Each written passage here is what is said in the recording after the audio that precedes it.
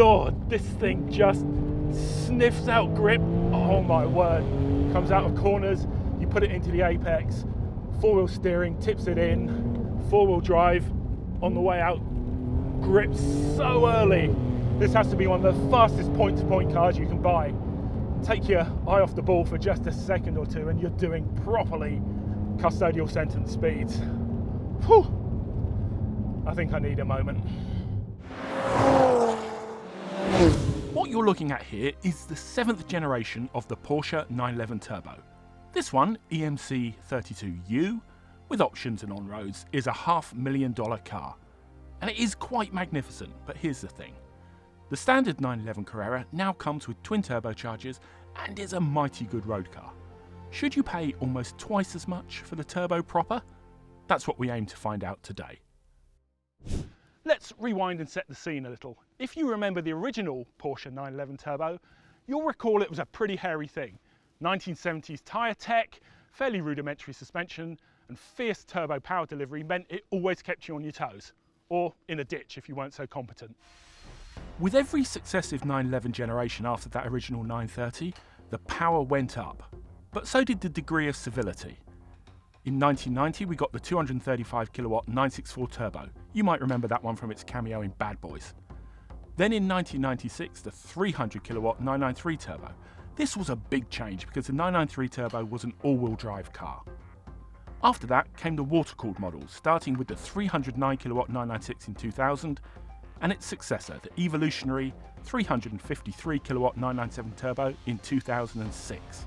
This introduced a PDK dual-clutch box, replacing the torque converter automatic of the 996. The 382 kilowatt 991 Turbo debuted in 2013, and it was the first 911 Turbo to completely do away with the manual option. Both the Turbo and Turbo S versions of this car carried off Motor's Performance Car of the Year. So it's fair to say that this 992 Turbo certainly has some big boots to fill, and it's not short on power. It's got 427 kilowatts, that's 51 kilowatts down on the flagship 911 Turbo S, but that car costs around 75 grand more. I think I'd be tempted to go for this one unless you are absolutely set on having the most expensive 911 Turbo. And there are those people that do. Because unless you're intent on buying an electric performance car, this 911 is one of the very few cars that can accelerate like this. Again, and again, and again. Keep coming back for more. And that's the thing with these Porsche 911 Turbos. People buy them because they are so heavily over-engineered. They feel bulletproof. But the 992 has put on a heck of a lot of weight actually. It weighs 1640 kilos, and that's 25% more than the old 996 Turbo, which is already quite a sizable thing. Surely that's got to come at a cost somewhere in terms of dynamics.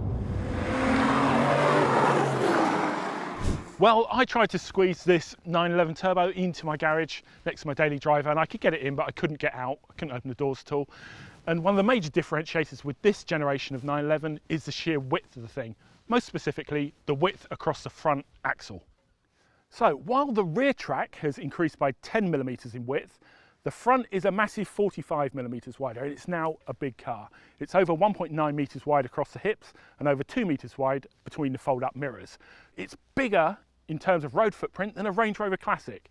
So when you're on tight roads, you sometimes feel yourself involuntarily breathing in a little bit.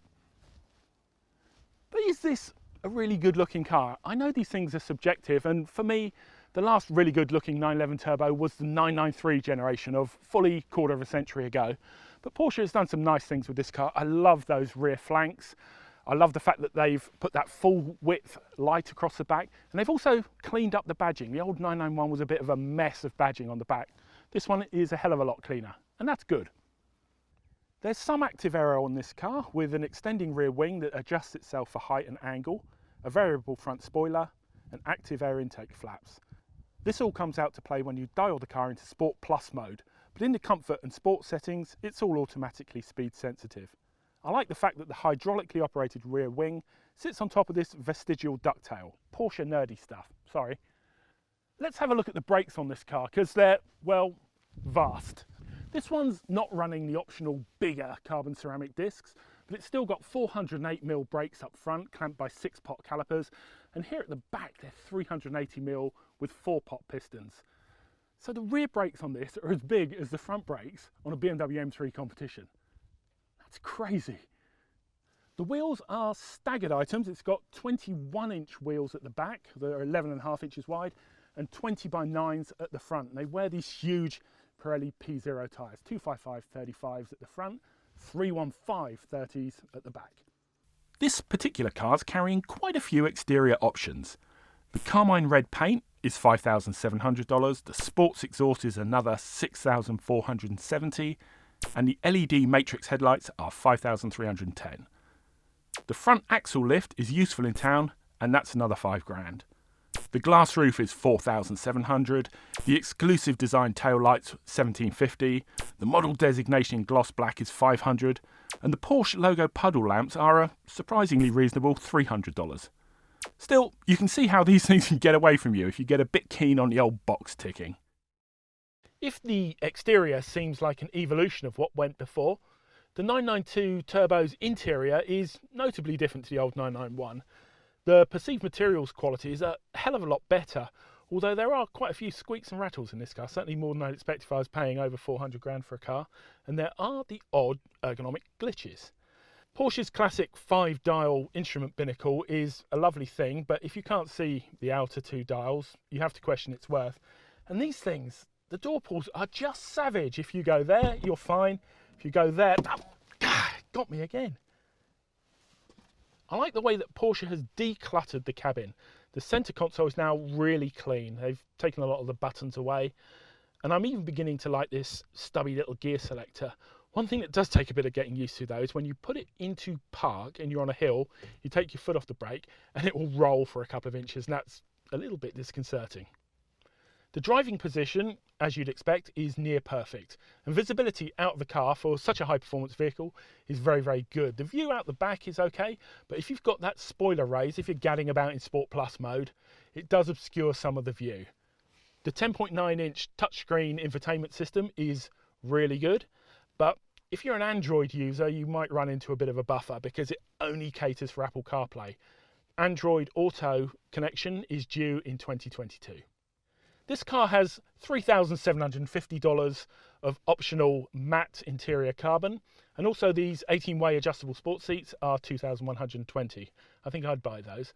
There's also room in the back, best kept for a couple of bags, or if you're travelling a bit further, there's a 128-litre boot up front.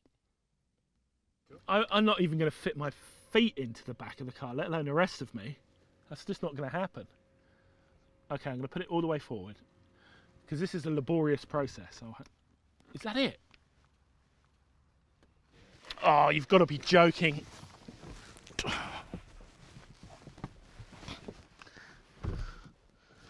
Oh, this is a process, isn't it? So you've got to pull this back and then get the seat into a position where someone... Oh, now I'm wedged. No, that's...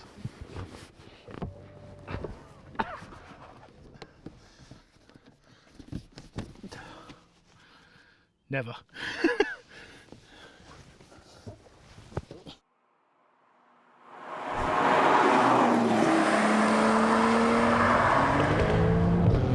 Good God, this thing is ridiculous. You just fire it at the apex, trail brake right the way in, and it sniffs out grip somehow on the way out. It's got to be one of the very fastest point-to-point cars you can drive. This 992 model, it's differentiated from its predecessor by largely an 8-speed PDK rather than the old 7-speed transmission, and it just fires up through the ratio so quickly. There's really no need to worry the paddles too much because the shift logic is so good. Probably the best application for using the paddles is just a short shift so that the car doesn't sound too obnoxious if you're accelerating up through the gears. But there's so much to like about this. In the way that it goes, stops and steers, there's not a lot that's better actually. The electronic power assisted steering is about as good as installations get. It delivers lovely feel just off centre. and the feedback through the rim is good. It's not too fat either. I hate a really giant fat steering wheel. Front end grip is superlative. I don't think I've managed to make this thing understeer all day, and we've been driving it fairly enthusiastically on these country roads. And it's so rapid. It'll do 0 to 100 kilometers an hour in 2.8 seconds. If you spend the extra money for the Turbo S, it'll only shave 1/10 of a second off. So this thing is already bonkers quick. Do you really need to be going a lot quicker? I don't know if I do. As you can imagine, given the size of the brakes on this thing, stopping power is mighty. And pedal feel is really, really good. Plus, there's that consistency of control weights that Porsche does so well. You turn in, you just trail the brake in gently, and it all feels all of a piece. There's very, very little to get in the way of the driving process with this vehicle. And the sounds, well, it's not operatic like a GT3, but you're telling me that that doesn't sound pretty good.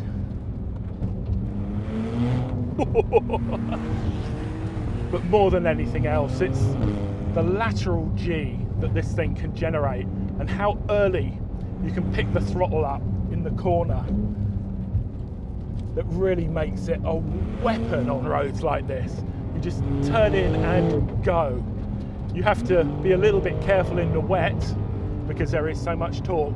But this car's got a really, really clever system of microphones in the wheel arches that can detect when you're on a wet road, and it'll automatically dial back the amount of torque that it'll send to the wheels. That's pretty smart, isn't it? Okay, I'm gonna shut up now and just give this thing a splat and just listen to how early it just picks up. Whee, big slide, go, go, go, go, go.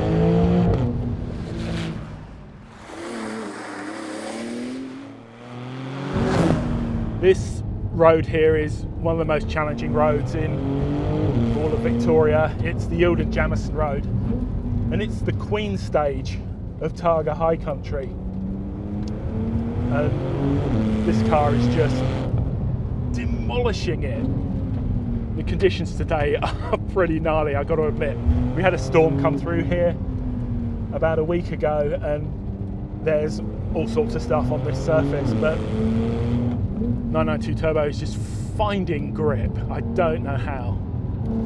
You know, some people have accused the 911 Turbo of maybe having something of an image problem, that it's bought by those people who are a bit all the gear, no idea. I don't know about that. When a car is this capable on road and it'll turn its hand to track use as well, there's got to be something said for driving this thing on a road like this. It's a phenomenally capable car. The joy of this road, as much as anything, is it's a 100 kilometre an hour limit. There's no way you're going to get near 100 kilometres an hour, even in this, through most of these twisty sections. So, as long as you've got the car underneath you, you can really enjoy it. As a road car, the 992 Turbo is an incredible thing. It can do almost anything. It can tour comfortably, albeit limited in overall range by its 67 litre fuel tank. It can entertain on a track, and it can demolish the most testing road you can think of. But then, so can a 911 Carrera. So why would you pay almost twice as much for the Turbo? I suspect the truth is because you can. Porsche has tried to give this generation of Turbo its teeth back, and to a certain extent it has succeeded. But if you want a really wild ride, you'll hold out for a GT3 or a GT2. The 911 Turbo emerges as a car that will appeal to those who want a talented all-rounder, who may not even be particularly steeped in the Porsche tradition. And that's okay, because whether they've chanced into it or not, they'll have landed one of the greatest performance cars on sale today. Yes, its personality can sometimes be a little opaque, and that's the interesting thing about this car. There's always something to come back and learn about it, so On that note, I'm about to become a little better educated.